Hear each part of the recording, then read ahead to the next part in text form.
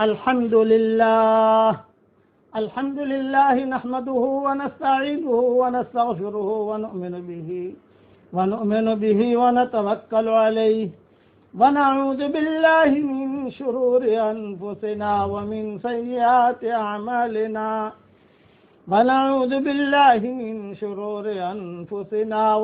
سيئات أعمالنا من يهده الله فلا مضل له ومن يضلله فلا هادي له ونشهد أن لا إله إلا الله وحده لا شريك له ونشهد أن سيدنا ومولانا محمدا عبده ورسوله صلى الله عليه وعلى آله وأصحابه وبارك وسلم تسليما كثيرا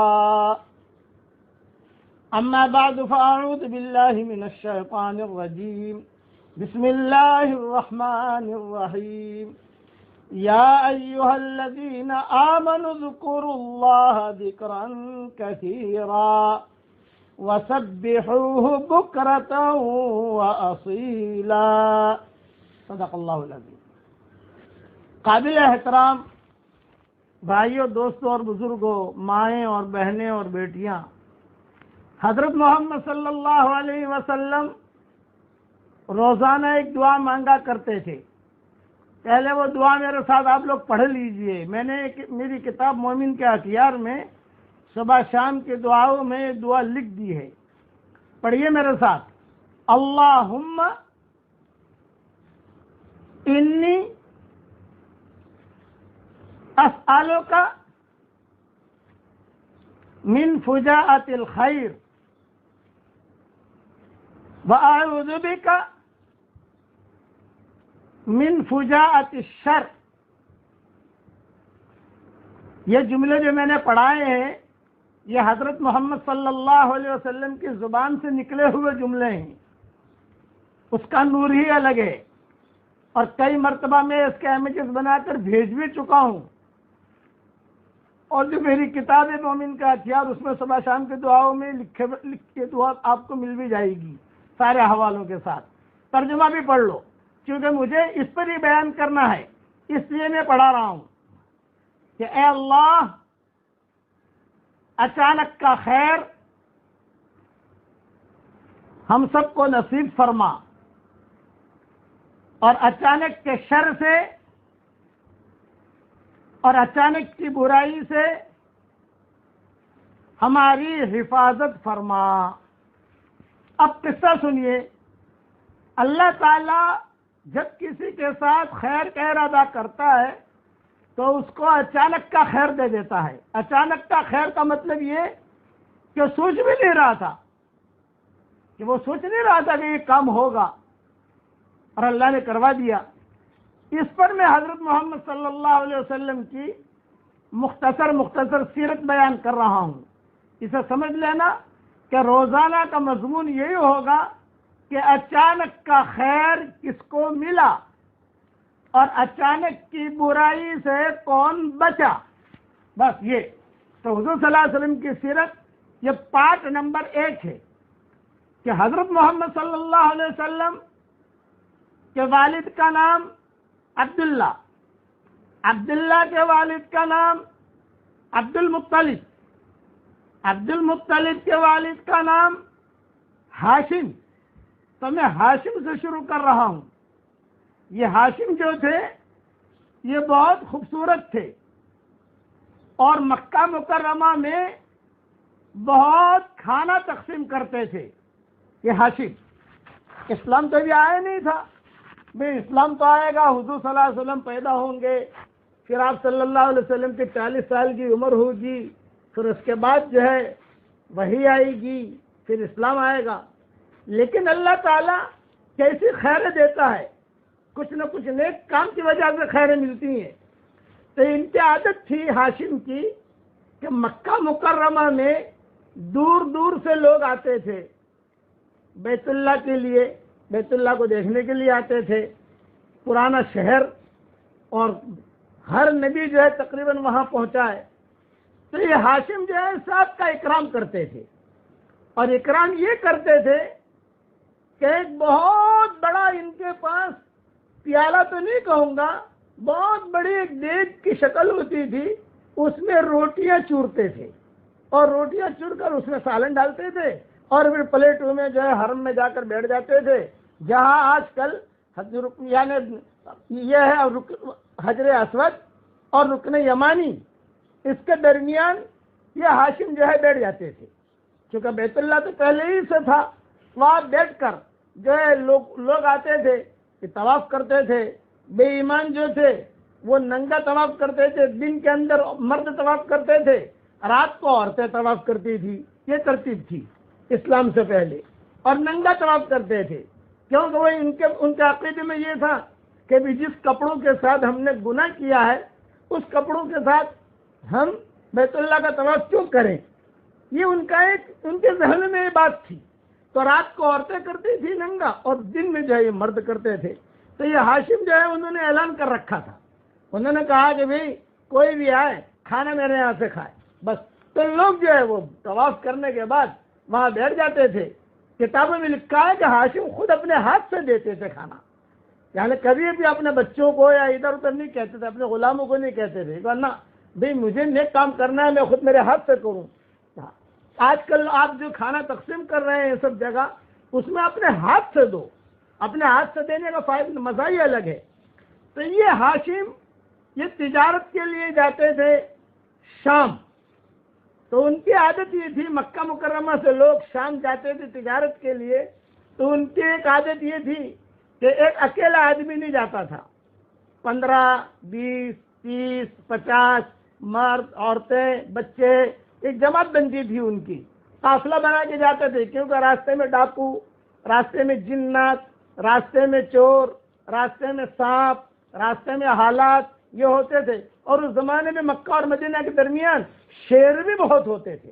اب تو شیر ختم ہو گئے، لیکن اس زمانے میں شیر بہت ہوتے تھے، کتابوں میں لکھا ہے، تو ڈرتے تھے، سارا قافلہ بنا کے جاتے تھے، اور سب سے پہلا ان کا پڑاؤ، لمبا پڑاؤ 15 دن کا، 20 دن کا، 25 دن کا، ان کا پڑاؤ ہوتا تھا مدینہ منورہ میں، یہ ترتیب ہوتی تھی، اور پھر آگے بڑھتے تھے، آگے گئے پھر خیبر میں پڑاؤ ڈالا، پھر جو ہے وہاں آگے بڑھ کر پھر جو اس وقت میں یہ حضرت مدین حضرت صالح علیہ السلام کی بستی جو ہے وہ تو اتنی آباد نہیں تھی، معلّہ جو ہے یہ اپنا لیلا مجنون کا کام وہ بھی اتنا آباد نہیں تھا، لیکن تبوک تھا، تو تبوک جا کر یعنی ان کا اسٹیشن تھا، پہلا بڑا اسٹیشن مدینہ، دوسرا بڑا اسٹیشن یعنی چھوٹا اسٹیشن خیبر، اور تیسرا بڑا اسٹیشن ان کا تبوک، اور پھر بعد میں ان کا بڑا اسٹیشن عمان۔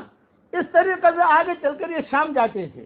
میں آپ لوگوں کو یہ سمجھا رہا ہوں کیونکہ اس پٹری پر میرے سفر ہوئے ہیں، اس لیے مجھے اس کی ترتیب معلوم ہے۔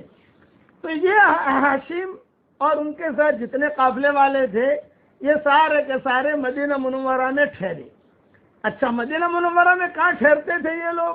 مدینہ منورہ میں کوئی ہوٹل تو ہوتے نہیں تھے، کبھی ہوٹلیں ہیں چلو یہاں ہوٹلوں میں ٹھہرو، نہیں، مدینہ منورہ میں اس زمانے میں کچھ لوگوں نے کچھ رباتیں بنا رکھی تھی، مسافر خانے، وہ مسافر خانے میں جا کے ٹھہر جاتے تھے، اور کوئی معزز مکرم کوئی بڑا آدمی آیا تو مدینہ والے خود اپنے گھروں میں ان کو ٹھہراتے تھے، اور اپنا جو ہے وہاں سے بازار سے کچھ چیزیں لائی، کھانا پکایا، لیکن یہ ٹھہرتے تھے مہینہ لمبا ٹھہرتے تھے، کبھی 20 دن 25 دن قیام کر لیتے تھے، کھجورے وغیرہ لے لیتے تھے، پھر آگے کا سفر شروع کرتے۔ اسی طریقے پر جب شام سے تجارت کر کے آتے تو بھی یہاں مدینہ میں ٹھہرتے، یعنی وہ ہے کہ مین جنکشن ان کا مدینہ منورہ تھا۔ تو ہاشم جو ہے یہ میں اچانک کا خیر سمجھا رہا ہوں، اچانک کا خیر، یہ جملہ یاد رکھنا، اچانک کا خیر۔ یہ بازار میں گئے تو ان کی ایک لڑکی پر نگاہ پڑی، لڑکی پسند آ گئی ہاشم کو۔ اچھا، تو ہاشم نے جو ہے ترتیب بنائی کہ یہ لڑکی کس کی ہے۔ اب مدینہ منورہ ان کے لیے تو پرائی جگہ ہے، اجنبی جگہ ہے، اس لیے کہ یہ تو مسافر بن کر ٹھہرے ہیں، ادھر پوچھا ادھر پوچھا۔ اس زمانے میں اوس اور خزرج کے قبیلے وہاں رہتے تھے، اور یہود نصارہ بھی بہت رہتے تھے وہاں، بنو قریظہ، بنی قینقاع، بنی نذیر، یہ بڑے بڑے قافلے تھے اور بڑے بڑے قبیلے تھے جو مدینہ منورہ میں ٹھہرے ہوئے تھے، وہاں رہتے تھے، اور ان کا بٹ بھی تھا مدینہ منورہ میں، تو کسی نے بھی اس لڑکی کا عطا پتہ نہیں دیا۔ پوچھتے تھے ہاشم، یہ کہتے تھے بھئی یہ لڑکی یہ کون ہے، یہ کیا نام ہے اس کا، شادی شدہ ہے غیر شادی شدہ ہے، لیکن کوئی بھی ان کو صحیح پتہ بتاتا نہیں تھا۔ تو کتابوں میں لکھا ہے کہ ہاشم جو ہے وہ صبح صبح روزانہ بازار میں جا کر بیٹھ جاتے، وہ لڑکی کے آنے کا انتظار کرتے، لوگوں سے پوچھتے، اس لڑکی سے تو پوچھا نہیں، لوگوں سے پوچھتے کہ یہ لڑکی ہے کون، لیکن کسی نے کوئی خاص خاطر خواہ تو جواب نہیں دیتا تھا۔ ایک بڑھیا آئی، اس بڑھیا نے کہا بھئی روزانہ تو آتا ہے یہاں اور اس لڑکی کو دیکھتا ہے تو کیا تیری آنکھوں میں میل ہے؟ اس نے کہا امی میری آنکھوں میں میل نہیں ہے، اصل میں نے اس کی پیشانی پر کچھ پڑھ لیا ہے، یہ لڑکی مجھے پسند ہے، مجھے اس کے گھر کا آتا پتہ بتا دو۔ اچانک کا خیر، یہ جملہ یاد رکھنا، اچانک کا خیر۔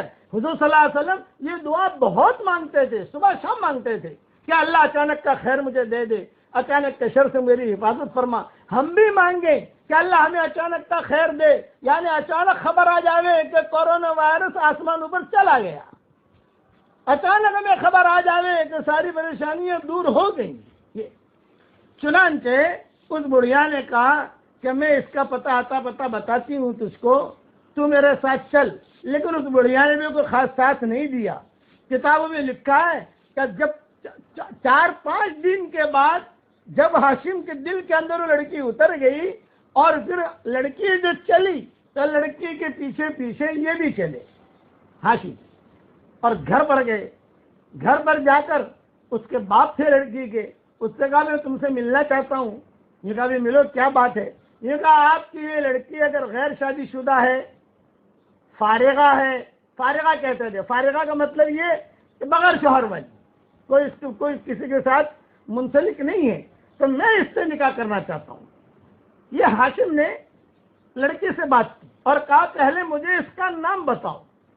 تو باپ نے کہا اس کا نام ہے سلمہ، اس لڑکی کا نام سلمہ تھا، اور باپ نے کہا یہ غیر شادی شدہ ہے۔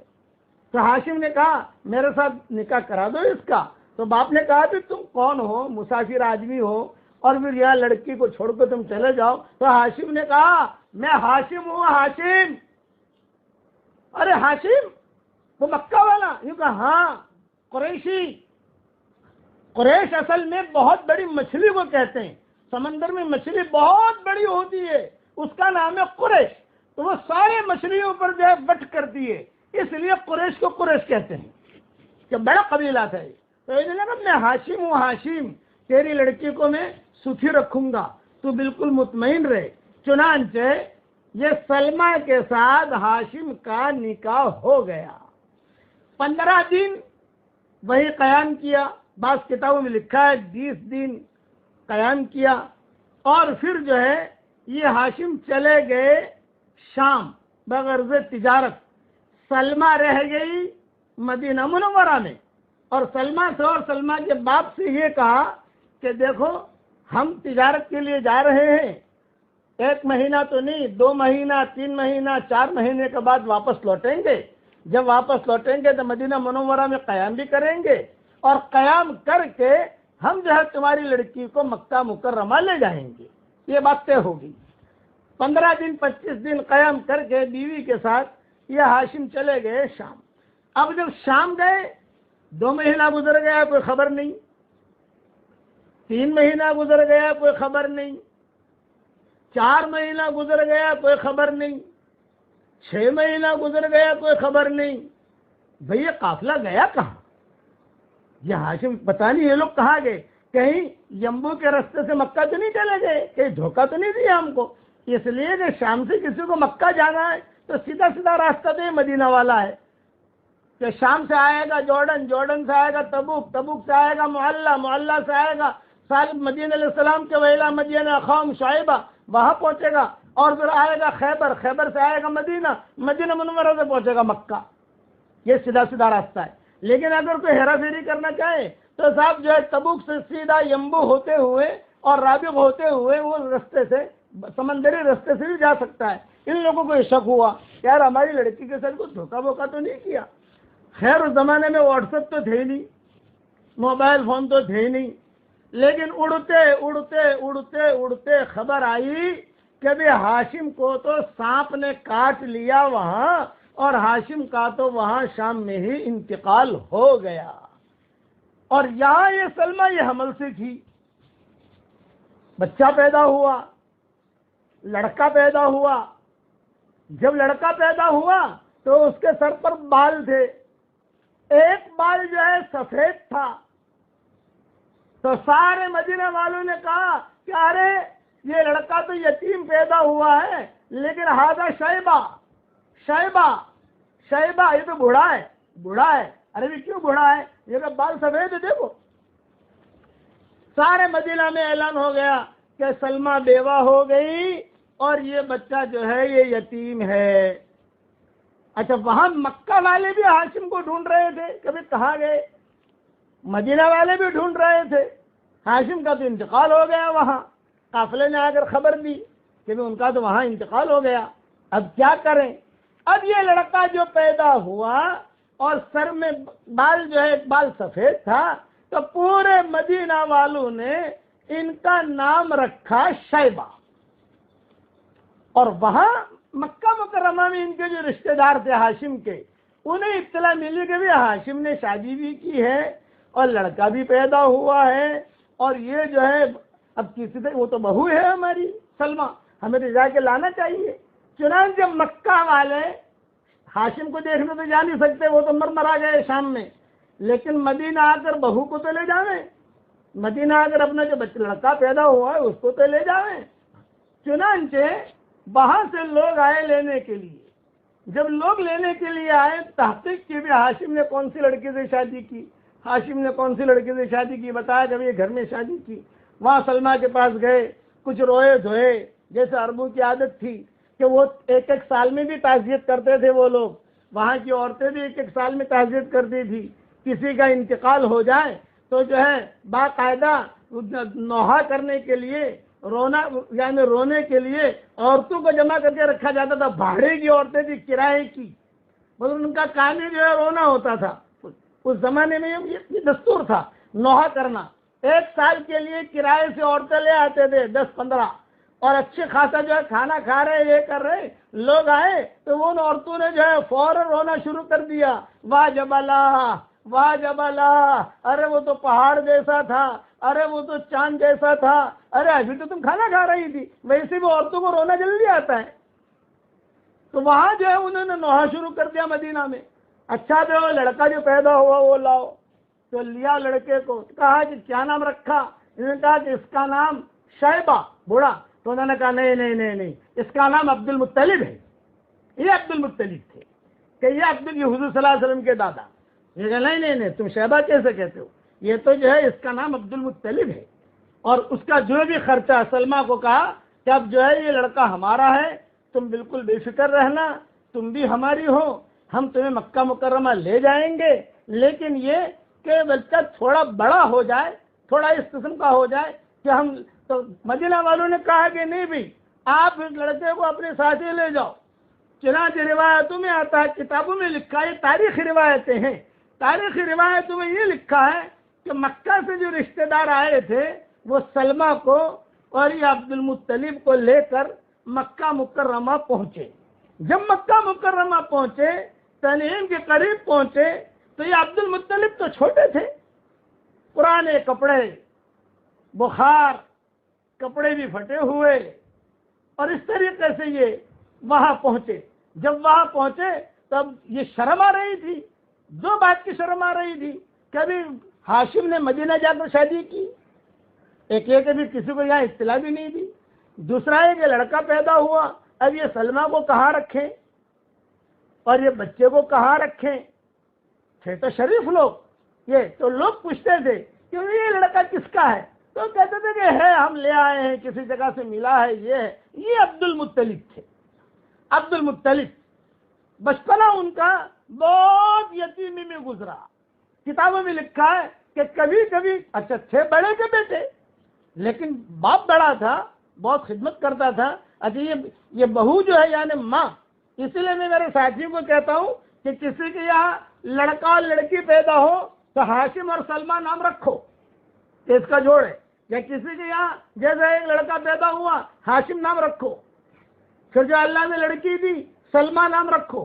یہ سلمہ، زینب، اسلم یہ پرانے نام ہیں، یعنی پرانی شریعتوں کے نام ہیں جو چلے آ رہے ہیں، جو باقی رکھے.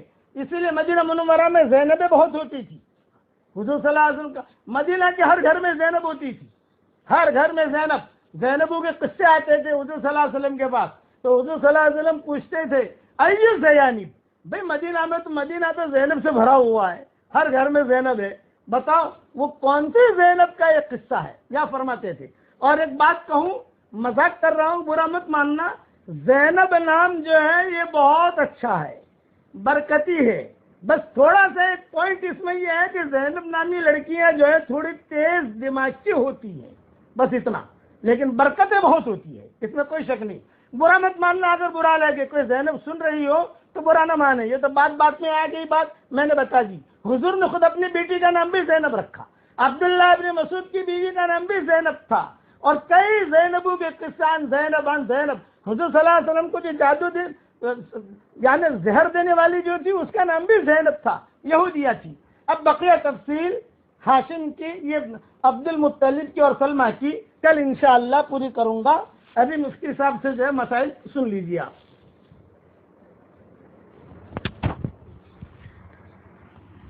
کل میں نے آپ لوگوں کے سامنے یہ بات کہی تھی کہ ابھی ہمارے سامنے یہ جو وائرس آیا ہوا ہے تو اس سے متعلق کچھ اہم مسائل آپ لوگوں کے سامنے پیش کرنے تھے مجھے.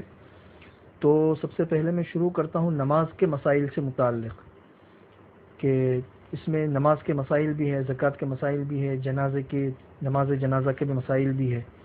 تو نماز کے مسائل سے شروع کرتے ہیں کہ عام طور پر تو مرد لوگ جو ہے وہ مسجدوں میں جا کے نماز پڑھتے ہیں، اور مسجد میں ایک ماحول ہوتا ہے نماز کا، تو وہاں جماعت کے ساتھ میں بھی نماز ہوتی ہے.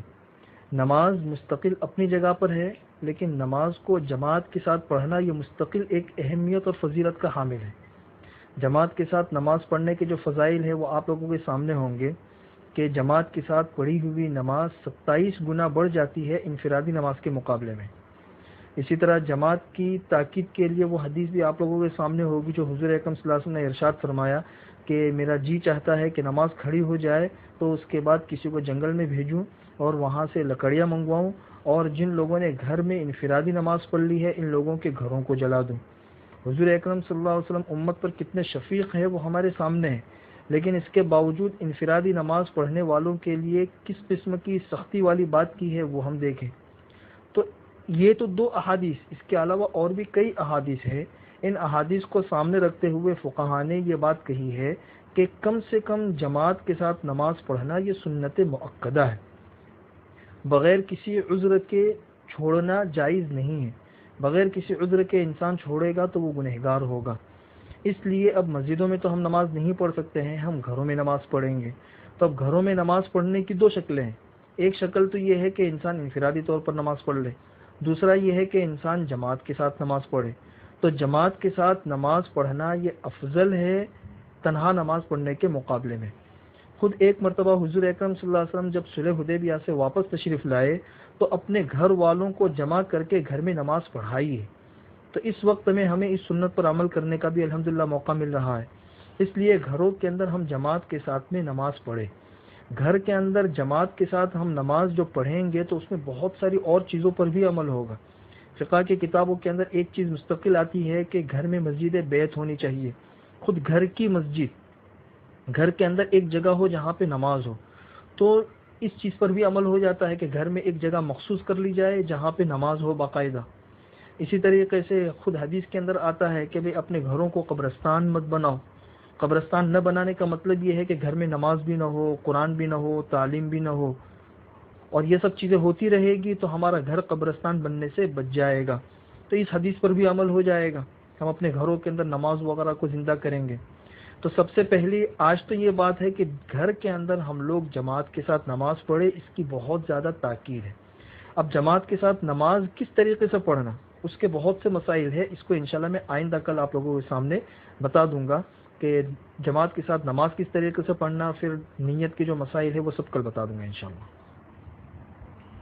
اللهم صل على محمد وعلى آل محمد كما صليت على إبراهيم وعلى آل إبراهيم إنك حميد مجيد.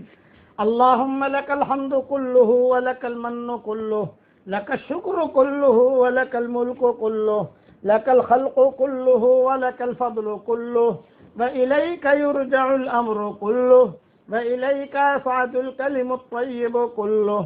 اللهم لك الحمد بالإسلام، لك الحمد بالإيمان، لك الحمد بالقرآن، لك الحمد حتى ترضى، لك الحمد إذا رضيت، لك الحمد بعد الرضا.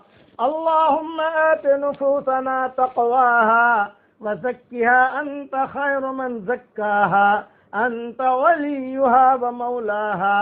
يا حنان يا منان أدخلنا الجنة من باب الريان، أدخلنا الجنة من باب الريان. اللهم لا تردنا خائبين، اللهم لا تردنا حازنين، اللهم لا تردنا خاسرين، بل ردنا إلى ديننا ردا جميلا. اللهم يا أكرم الأكرمين، يا أجود الجوادين، ربنا اغفر لنا ذنوبنا وإسرافنا في أمرنا وثبت أقدامنا وانصرنا على القوم الكافرين. اللهم واقية كواقية الوليد، تثبيتا كتثبيت موسى عليه السلام، نصرا كنصر محمد صلى الله عليه وسلم. لا إله إلا أنت سبحانك إنا كنا من الظالمين. اللهم احفظنا من بين أيدينا ومن خلفنا وعن أيماننا وعن شمائلنا، ونعوذ بعظمتك أن نغتال من تحتنا.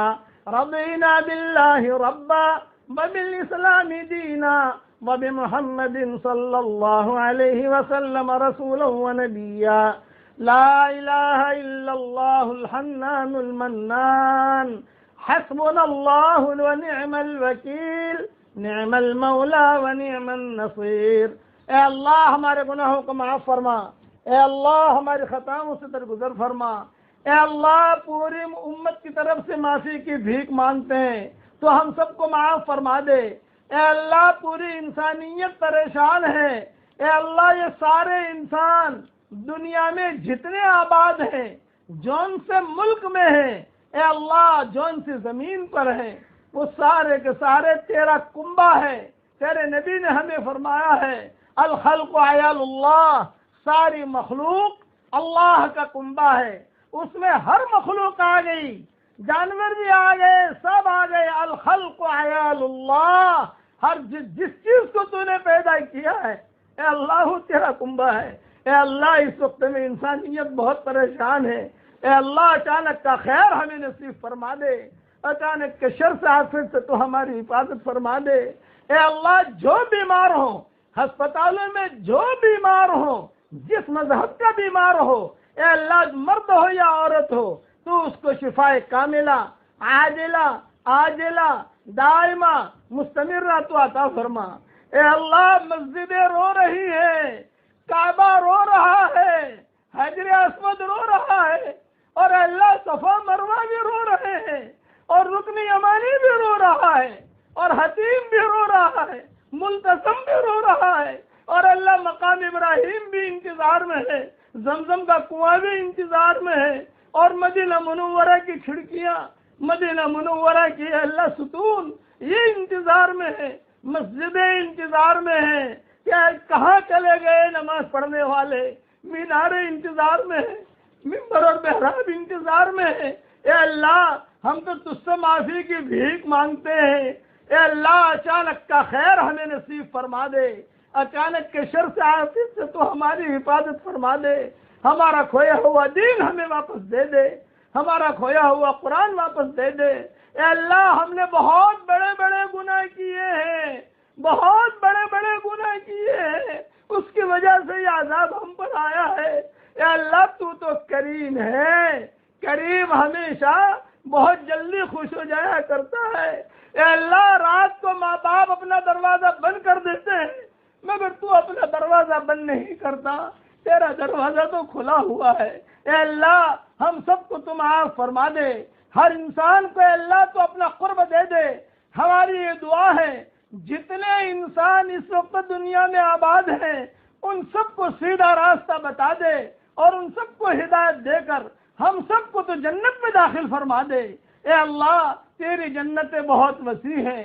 اے اللہ تو دلوں کے دھڑکن کو جانتا ہے، تو ہواؤں کے رخوں کو تو مقرر کرتا ہے، پہاڑوں کے وزنوں کو تو جانتا ہے، سمندروں کے پیمانوں کو تو جانتا ہے۔ اے اللہ ساری مخلوق کو تیری ضرورت ہے، تجھے کسی کی ضرورت نہیں ہے۔ اے اللہ انسانیت کو سکون کا سانس دے دے، انسانیت کو اچانک کا خیر دے دے، انسانیت کو اچانک کا خیر دے دے۔ یہ جو بیماری آئی ہے تیرے حکم سے آئی ہے اور یہ تیرے حکم سے ہی واپس ہوگی۔ ہم تو صرف اتنا کہہ سکتے ہیں تو ہم سب کو معاف فرما دے۔ اے اللہ جو جس لائن کی پریشانی میں مبتلا ہوں عافیت سے ان کی پریشانیوں کو دور فرما۔ اے اللہ جس نے بھی ہم سے دعاؤں کے لیے کہا ہو، دعاؤں کے لیے خطوط میں لکھا ہو، جن کا ہم پر کسی قسم کا حق اور احسان ہو، یا جو ہمیں اپنی دعاؤں میں یاد کرتے رہتے ہوں، یا مائیں بہنیں ہمیں اپنی دعاؤں میں یاد کرتے رہتی ہوں، یا اللہ جو جس لائن سے ہمیں اپنے یاد کرتے رہتے ہوں، ہماری ساری دعاؤں میں ان کا پورا پورا حصہ نصیب فرما۔ اے اللہ فضل کرے تو چھٹیاں اور عدل کرے تو لٹیاں، ہمارے ساتھ فضل کا معاملہ فرما دے۔ اے اللہ ہمارے ساتھ عدل اور انصاف کا معاملہ نہ فرما۔ اے اللہ ہمارے ساتھ عدل اور انصاف کا معاملہ نہ فرما، ہمیں اے اللہ اپنا قرب نصیب فرما۔ یہ رمضان کا مہینہ ہے، قرآن سے اے اللہ تو ہم سب کو جوڑ دے، ہمیں ذکر کرنے والا بنا دے، تہجد پڑھنے والا بنا دے، تیری طرف جھکنے والا بنا دے۔ اے مولا کریم چاند اور سورج بھی دیکھ رہے ہیں کہ رمضان کے مہینے میں یہ کیا ہو گیا، ستارے بھی دیکھ رہے ہیں، ہوائیں بھی دیکھ رہی ہیں، جنات بھی دیکھ رہے ہیں۔ اے اللہ جناتوں کو تو کوئی مسئلہ ہے ہی نہیں، مسئلہ تو انسانوں کا ہے۔ جنات تو طواف بھی کرتے ہیں، جنات تو مسجدوں میں بھی جاتے ہیں، جنات تو روزہ بھی رکھتے ہیں، جنات تو جو ہے سارے خیر کے کام کرتے ہیں، تو عمرہ بھی کرتے ہیں، لیکن انسان پر اللہ پریشانی میں آ گیا۔ اے اللہ وہ بھی تیری مخلوق، انسان بھی تیری مخلوق۔ اے اللہ تو ہم سب کے لیے اچانک کے خیر کے فیصلے فرما، اچانک کے خیر کے فیصلے فرما۔ اے اللہ حضرت محمد صلی اللہ علیہ وسلم نے جتنی خیر کی لائن کی دعائیں مانگی ہیں وہ سارے ہمارے لیے مقدر فرما، اور جن شرور سے پناہ چاہی ہو ان شرور سے ہماری حفاظت فرما۔ ہماری اس دعا پر اس وقت دنیا میں جہاں کہیں آمین کہی جا رہی ہو، جس حال میں آمین کہی جا رہی ہو، لیٹے لیٹے بیٹھے بیٹھے جس حال میں اے اللہ تو ان سب کے آمین کے کہنے کو قبول فرما۔ اے اللہ ہم پوری انسانیت کے لیے دعا مانگتے ہیں، صرف مسلمانوں کے لیے دعا نہیں مانگتے۔ اے اللہ پوری انسانیت کو محبت کی نگاہ سے دیکھ لے، اے اللہ پوری انسانیت کو محبت کی نگاہ سے دیکھ لے، اور ہر فرد ہر انسان کو جو پریشان ہو، بلکہ میں تو آپ سے اللہ درخواست کرتا ہوں جنگلوں میں اگر جانور بھی بیمار ہے تو ان کو بھی شفا دے، مچھلیاں بھی بیمار ہیں تو ان کو بھی شفا دے، حشرات الارض بیمار ہیں تو ان کو بھی شفا دے۔ شفا تیرے خزانے سے آتی ہے اور لوگوں میں بٹتی ہے۔ اے اللہ اچانک کا خیر تو ہم سب کو نصیب فرما، اور اچانک کے شر سے تو ہماری حفاظت فرما، اور اپنے فضل و کرم سے ہماری ساری دعاؤں کو قبول فرما۔ اور جس کے دل میں جو جائز مرادیں ہوں آخر سے ان کے جائز مرادوں کو پوری فرما کر اس میں خیر کی شکلیں اور صورتیں پیدا فرما۔ اے اللہ جو بیمار ہوں ان کو شفا کاملہ عاجلہ عاجلہ دائمہ مستمر عطا فرما۔ کوئی کورونا وائرس میں کی بیماری میں ہے، کوئی کینسر کی بیماری میں ہے، کوئی گردے کی بیماری میں ہے، کوئی شوگر کی بیماری میں ہے، کسی کو آنکھ کی تکلیف ہے، کسی کے گھٹنے کی تکلیف ہے۔ اے اللہ تو جانتا ہے، تیرے بندے بندیاں جانتی ہیں، سب کی بیماریوں کو دور فرما دے۔ اے اللہ جو جسے جو ضرورت ہو، کھانے کی ضرورت ہو تو کھانا پہنچا، مکان کی ضرورت ہو مکان کا انتظام فرما، پیسوں کو ضرورت ہو تو پیسہ دے۔ کہ اللہ تو ہی ہمارا مالک ہے، سارے دروازے بند ہو چکے ہیں، صرف آپ کا دروازہ کھلا ہوا ہے۔ اغلقت جمیع الابواب الا بابک، سارے دروازے بند ہو چکے ہیں، صرف آپ کا دروازہ کھلا ہوا ہے۔ پوری انسانیت پر اے اللہ محبت کی نگاہ سے دیکھ لے اور پوری انسانیت کی ساری پریشانیوں کو دور فرما دے، اور اپنے فضل و کرم سے ہماری ساری دعاؤں کو قبول فرما۔ جن کے لڑکے اور لڑکیاں شادی کے لائق ہوں، غیر شادی شدہ ہوں، بہترین جوڑوں کا ان کے لیے انتظام فرما۔ جو بے اولاد ہوں، نیک صالح اولاد انہیں نصیب فرما۔ جن کے اولاد ہے مگر نافرمان ہے، ان کے نافرمان اولاد کو فرما بردار بنا دے، اور اپنے فضل و کرم سے ہماری ساری دعاؤں کو قبول فرما۔ اخیر میں پھر سے ایک مرتبہ کہوں گا، اچانک کا خیر ہمیں نصیب فرما اور اچانک کے شر سے ہماری حفاظت فرما۔ آمین آمین۔ سبحان ربک رب العزت عما یصفون وسلام علی المرسلین والحمد للہ رب العالمین۔